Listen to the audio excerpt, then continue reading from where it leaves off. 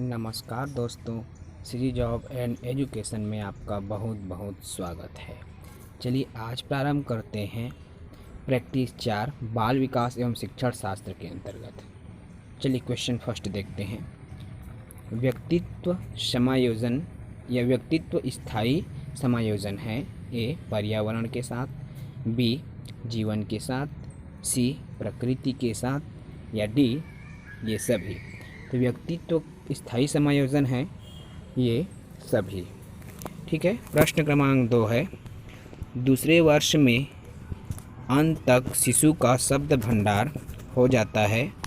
ए 100 शब्द, बी 60 शब्द, सी 50 शब्द और डी 10 शब्द। तो इसका उत्तर होगा ए, दूसरे वर्ष तक शिशु का शब्द भंडार 100 शब्द हो जाता है। प्रश्न क्रमांक 3, संवेगों की उत्पत्ति होती है। ए मूल प्रवृत्ति से, बी गत्यात्मक क्रियाएं, सी पोषण, डी इनमें से कोई नहीं। तो संवेग की उत्पत्ति मूल प्रवृत्ति से होती है। प्रश्न 4 है, शर्म तथा गर्व जैसी भावना का विकास किस अवस्था में होता है। ए शैशवावस्था, बी बाल्यावस्था, सी किशोरावस्था या डी वृद्धावस्था। तो शर्म और गर्व जैसी भावना का विकास बाल्यावस्था से होता है, क्योंकि बाल्यावस्था में जब बालक लोगों के बीच में पहुंचता है, बच्चों के बीच में पहुंचता है, समाज के बीच में पहुंचता है, तो वह शर्म और गर्व जैसी प्रवृत्तियां उनमें विकसित होने लगती है। प्रश्न क्रमांक 5, मैक्ड्यूगल के अनुसार मूल प्रवृत्ति जिज्ञासा का संबंध संवेग कौन सा है। ए भय, बी घृणा, सी आश्चर्य या डी भूख। तो मैक्ड्यूगल के अनुसार मूल प्रवृत्ति जिज्ञासा का संबंध आश्चर्य से होता है ना। तो जब भी किसी चीज़ को देखकर आश्चर्य हो बालक में, तो उसमें एक जिज्ञासा उत्पन्न होती है उसके बारे में जानने की। प्रश्न क्रमांक 6 है, सीखने के नियम के प्रतिपादक हैं। ए फ्रायड, बी स्किनर, सी थॉर्नडाइक या डी एडलर। तो सीखने के नियम के प्रतिपादक थॉर्नडाइक है। प्रश्न 7, शैशवावस्था की मुख्य विशेषता क्या नहीं है। ए सीखने की प्रवृत्ति में तीव्रता, बी जिज्ञासा की प्रवृत्ति, सी अनुकरण द्वारा सीखने की प्रवृत्ति, डी चिंतन प्रक्रिया। शैशवावस्था की मुख्य विशेषता नहीं है डी चिंतन प्रक्रिया। ठीक है। शैशवावस्था के जो बालक हैं वह बहुत ही कम उम्र का होता है, शिशु होता है, जिसके वजह से वे चिंतन नहीं कर पाते है ना। वे चीज़ों को केवल इंद्रिय अनुभव से समझते हैं। प्रश्न 8 है, किस मनोवैज्ञानिक के अनुसार विकास एक सतत और धीमी धीमी प्रक्रिया है। ए कोलेजनिक, बी पियाजे, सी स्किनर या डी हरलॉक। तो विकास सतत एवं धीमी प्रक्रिया है, किसने कहा था? स्किनर ने। इसका उत्तर होगा सी। 9वां क्वेश्चन है, वर्तमान में निःशक्त बच्चों की शिक्षा के लिए कहा गया है। ए समावेशी शिक्षा, बी विशेष शिक्षा, सी समेकित शिक्षा या डी कोई नहीं। तो जितने भी बच्चे होते हैं, निःशक्त बच्चे हो, मानसिक मंद बच्चे हो, तो सभी को एक ही साथ बैठा करके समावेशी शिक्षा दी जानी चाहिए। 10 बाल्यावस्था होती है। ए 5 वर्ष तक, बी 12 वर्ष तक, सी 21 वर्ष तक या डी कोई भी नहीं। तो बाल्य अवस्था की जो उम्र सीमा है वह 12 वर्ष तक होती है। ठीक है। ये भी बाल्यावस्था, उत्तर बाल्यावस्था और पूर्व या पूर्व बाल्यावस्था 2 प्रकार का होता है। चलिए प्रश्न 11 है, व्यक्तित्व विकास की अवस्था है। ए अधिगम एवं वृद्धि, बी व्यक्तिवृत्त अध्ययन, सी उपचारात्मक अध्ययन या डी इनमें से कोई नहीं। तो व्यक्तित्व विकास की अवस्था है ए अधिगम एवं वृद्धि। चलिए प्रश्न क्रमांक 12 देखते हैं। तो प्रश्न क्रमांक 12 है, पिछड़े बालक ऐसे बच्चे हैं जो ए सीखने की गति धीमी हो, बी बुद्धि लब्धि स्तर 80-90 हो, सी मानसिक रूप से अस्वस्थ और असमायोजित व्यवहार या डी उपरोक्त सभी। तो पिछड़े बालक कौन से? जिनकी बुद्धि भी मंद होती है, सीखने की गति भी धीमी होती है और मानसिक रूप से भी वे अस्वस्थ होते हैं। अर्थात इसका उत्तर आएगा डी, उपरोक्त सभी। प्रश्न क्रमांक 13 है, विकास में वृद्धि से तात्पर्य है ए, ज्ञान में वृद्धि, बी, संवेग में वृद्धि, सी, वजन में वृद्धि, या डी, आकार, सोच, समझ और कौशलों में वृद्धि। तो विकास में वृद्धि से तात्पर्य होगा इसका उत्तर डी, आकार, सोच, समझ और कौशलों में वृद्धि। प्रश्न क्रमांक 14, परिपक्वता का संबंध है ए, विकास से, बी, बुद्धि से, सी, सृजनात्मकता से, या डी, रुचि से। तो परिपक्वता का संबंध विकास से होता है।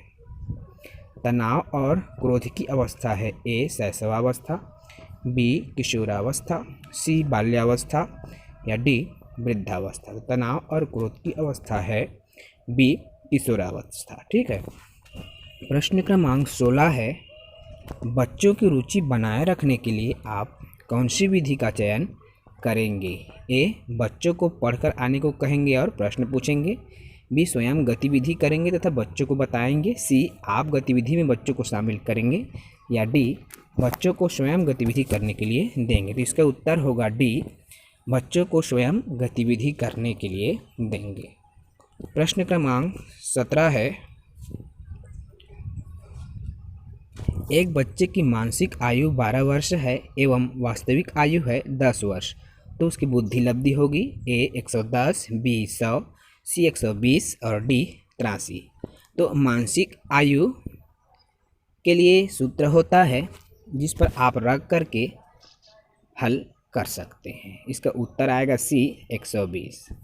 शारीरिक विकास का क्षेत्र है ए, स्नायुमंडल, बी, स्मृति, सी, अभिप्रेरणा, डी, समायोजन। तो शारीरिक विकास का क्षेत्र होगा ए, स्नायुमंडल। मूल्यांकन किया जाना चाहिए ए, मूल्यांकन से बच्चे पढ़ेंगे, बी, पता चलता है या पता लगता है बच्चों की उपलब्धि का, सी, बच्चों को सीखने के स्तर का ज्ञान होता है, या डी, शिक्षकों की उपलब्धि का पता चलता है। तो इसका उत्तर होगा मूल्यांकन क्यों किया जाना चाहिए, इसका उत्तर सी, बच्चों के सीखने के स्तर का ज्ञान होता है। प्रश्न क्रमांक 20 है, शरीर के आकार में वृद्धि होती है क्योंकि ए, शारीरिक एवं गत्यात्मक विकास है, बी, संवेगात्मक विकास, सी, संज्ञानात्मक विकास, या डी, नैतिक विकास। तो शारीरिक या शरीर के आकार में वृद्धि होना क्या है, शारीरिक और गत्यात्मक विकास का एक भाग है ना। चलिए अगला क्वेश्चन देखते हैं, क्वेश्चन नंबर 21। तो क्वेश्चन नंबर 21 देखिए, मानसिक विकास को प्रभावित करने वाले कारक हैं ए, वंशानुक्रम, बी, परिवार तथा वातावरण या परिवार का वातावरण, सी, परिवार की सामाजिक स्थिति, या डी, ये सभी।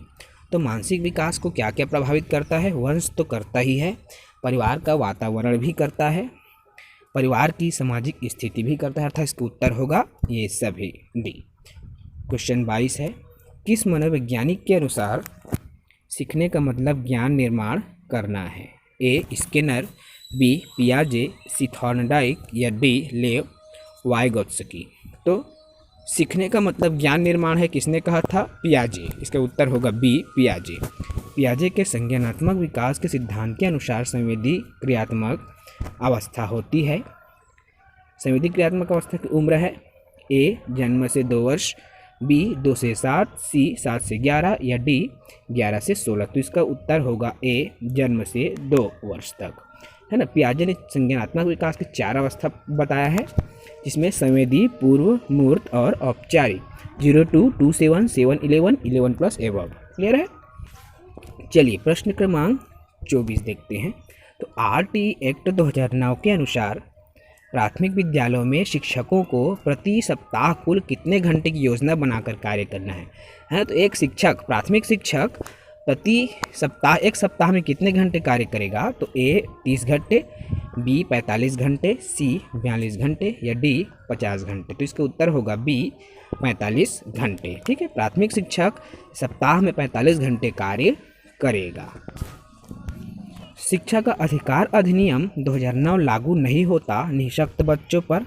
बी 6 से 14 आयु वर्ग के बच्चे पर, या सी 14 से 18 वर्ष की आयु के बच्चे, या डी बच्चों की नियमित उपस्थिति। तो इसका उत्तर होगा, देखो लागू नहीं होता, इसमें कीवर्ड दिया है नहीं, है ना, तो उस बात को आप याद रखना, क्योंकि कभी कभी कीवर्ड की वजह से हमारे जो क्वेश्चन के आंसर हैं वो गलत हो जाते हैं।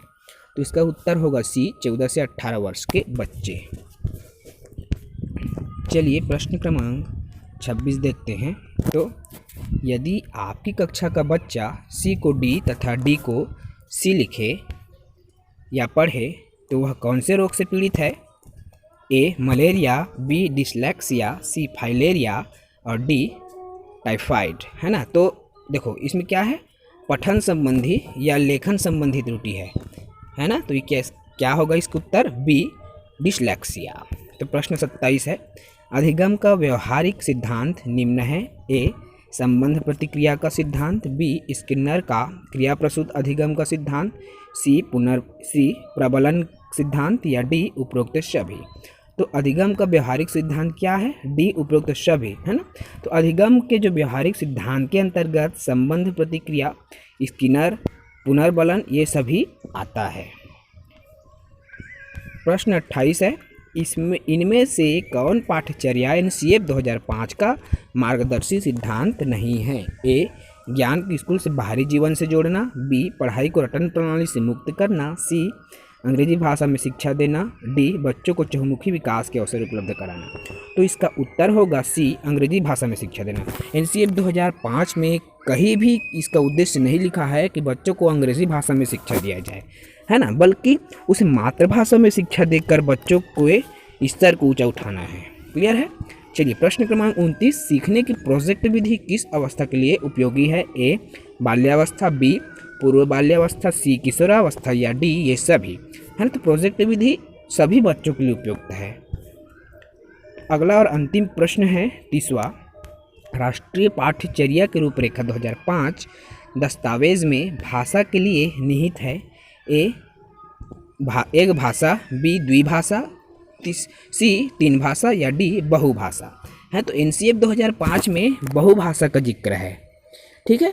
बहुभाषा से भाषा समृद्ध होती है ना। इस प्रकार आज का जो प्रैक्टिस सेट बाल विकास एवं शिक्षण शास्त्र में हमने 30 महत्वपूर्ण क्वेश्चन लिया जो शिक्षक पात्रता परीक्षा में पूछा गया था। ऐसे ही हम बहुत सारे क्वेश्चंस कराएंगे।